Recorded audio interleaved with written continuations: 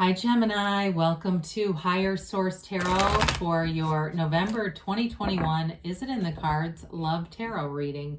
This is a love reading for all Gemini, Sun, Moon, Rising, and Venus. Thank you to all of you for your support. I'm having a wonderful time reading in this format. Who would have known? And I can't do it without you, so I thank you and I send you love every day.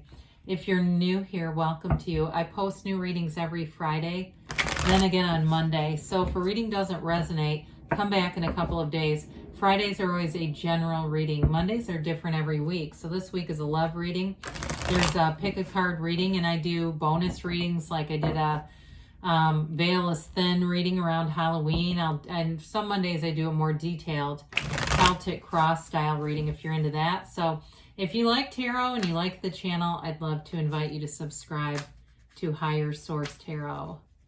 All right, what advice do you have for Gemini, Sun, Moon, Rising, and Venus about love, please? Whoa, let's get those back under control. There we go. If a couple of them would have come out, that would have been great, but half the deck, no thanks.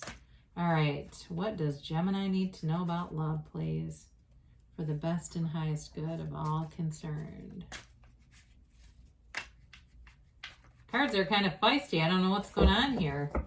All right, we'll take 3 cards to represent your energy, 3 cards for the person you're attracting, 3 cards on the advice, and we'll have an oracle card reading. Your energy is the Ace of Cups, the Knight of Pentacles, the Page of Wands. Their energy is the King of Cups, the 9 of Wands, and the 6 of Wands. The advice is the Knight of Wands, the Emperor, and the 7 of Wands. Well, I will say the Emperor actually does make a good partner, very protective partner, though. I will say you do have love in the air here. You've got Aries. You've got a lot of fire here. Aries, Leo, Sag. You've got Earth and you've got water here. Pisces, Cancer, Scorpio. Now, I saw something. It was some astrology thing. I am not an astrologer. I'm a card reader. I'm a I've got all the clairs and I love cards. I love to read the cards, but I wondered about this. It said something like one of the worst matches is Gemini and Virgo. Do you agree with that? And basically it was that you're more of a free spirit and they're more on the controlling kind of end. I have a Virgo moon, so I have no problem with Virgo, but I just wondered what you thought. Anyway, back to it. You've got the Ace of Cups here. So aces are all about initiation, beginnings. It's that beginning in love. It's some of you, it could be a return to love, but I would say it's more a beginning. I would say too, if you're in a relationship, there's definitely real love here, no doubt about it. But if there's been some obstacles or there's a distance issue or something like that, I do feel like your energy, the love is there. You'll figure it out. That's when somebody turns off the reading. They go, oh, good, that's all I needed to hear. But with that Ace of Cups, it really is the kind of love that never dies. It really is about staying in alignment too with that Knight of Pentacles. The Knights have good intentions, but the Knight of Pentacles does things right and runs the distance. The Knight of Pentacles doesn't give up. The Knight of Pentacles finds solutions. So if there is some kind of an obstacle, others of you, it may be holding out until you find the right one, that you just aren't going to jump into a relationship with anybody.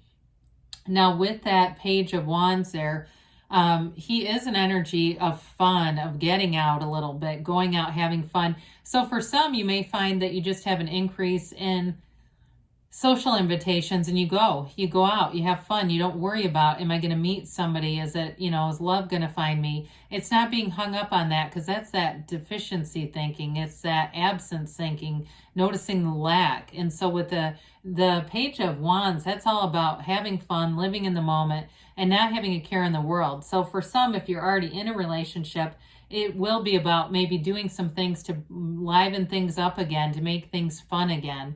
So with their energy here, they have the King of Cups. I mean, that's a mature energy in a relationship. So if it's a water sign you're attracting, I do feel like they've been through something challenging with the 9 of Wands, but I also feel like they know who they are.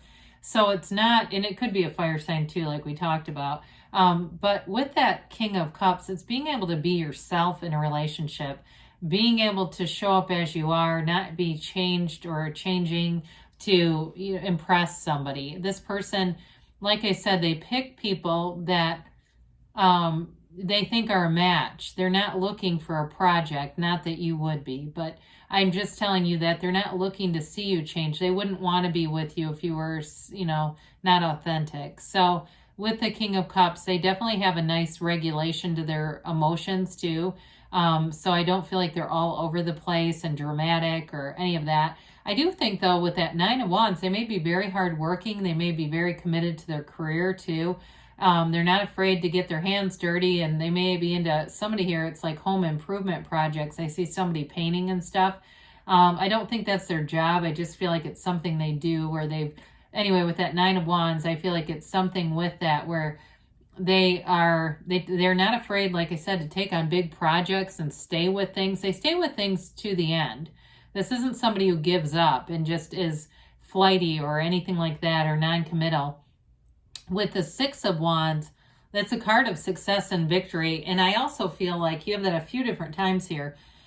I feel like in a commitment, they will work through things, and that's part of it. It's almost like they're a competitor in a way, and they see it as a failure if a relationship that should work doesn't. It's interesting. It's a very interesting logic with that. But again, I feel like with this person, they also give you the time, the investment. They understand that relationships are an investment of time, and they're willing to do that. They've got a great attraction to you. They do see you as somebody that's a soulmate energy, somebody who's a lifelong love connection, an energetic connection. So again, with the Wands here, so you've got the Knight and the Seven of Wands.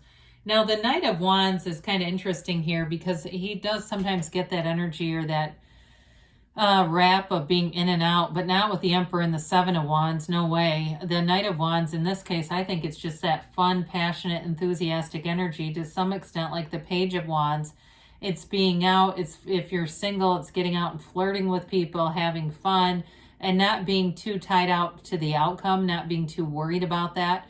In a relationship, though, that you're already in, Knights have good intentions. So I don't feel, again, like it's anybody who's not going to be trustworthy. Now, the Emperor is incredibly trustworthy. It's very logical energy, and it's committed energy, though. I mean, he would not leave his Empress. And if you look closely, his eyes go to the side, because on the deck, if you spread the cards out, he doesn't take his eyes off his Empress. He has one love, and that is his Queen. I mean, it's his Empress, but you get it.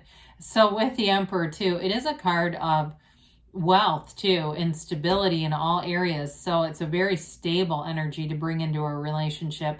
The Emperor also is the architect of the universe. So I feel like you have an energy here of manifesting, of creating. There's knowledge and wisdom here too with this. And so that brings in learning from the past and not recreating old relationships that didn't work well. And so, of course, we like the Seven of Wands here. It doesn't give up. The Sevens are all about successful conclusions and victory. And so it's security, too. So I feel like it's a very secure relationship. I will say, yes, it's in the cards.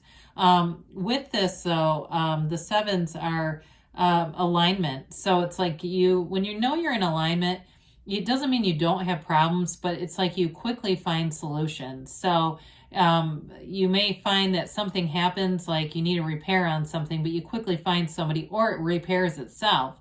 It's that kind of stuff. And you go, geez, I'm in alignment. I must be, because that was quick turnaround. So I do feel like you're attracting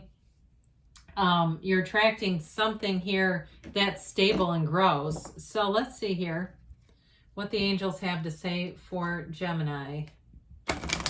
Sun, Moon, Rising, and Venus for Gemini, please.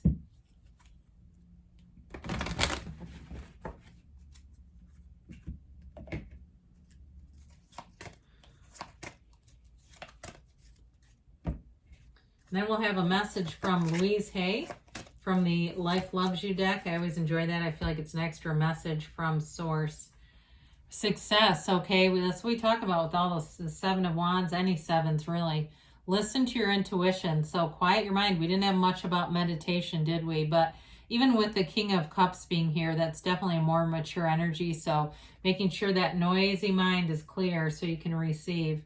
forgiveness. So if there's something here, you don't have a lot about reconciliation, but you do have a soulmate. So if it's reconciliation for you, forgiveness is a big part of it. You know, how to cultivate and move forward in a relationship. You have to take action. And with all the wands are all about action. It's growth too. It's directing your ideas, and it's the right use of will. So it's not taking anyone's free will from them, but it's really using your will to attract what you want. They say don't stop, Gemini. Love is on the way. Now let's hear from Louise. Hey, this energy does remind me of you with that little kid standing on her head. I love being me. Stop trying to be so normal. Be more of the real you. That shouldn't be too hard. Show the world who you are. Well, I love it. So love is in the air for you, Gemini. I love you, and I'll be back again soon.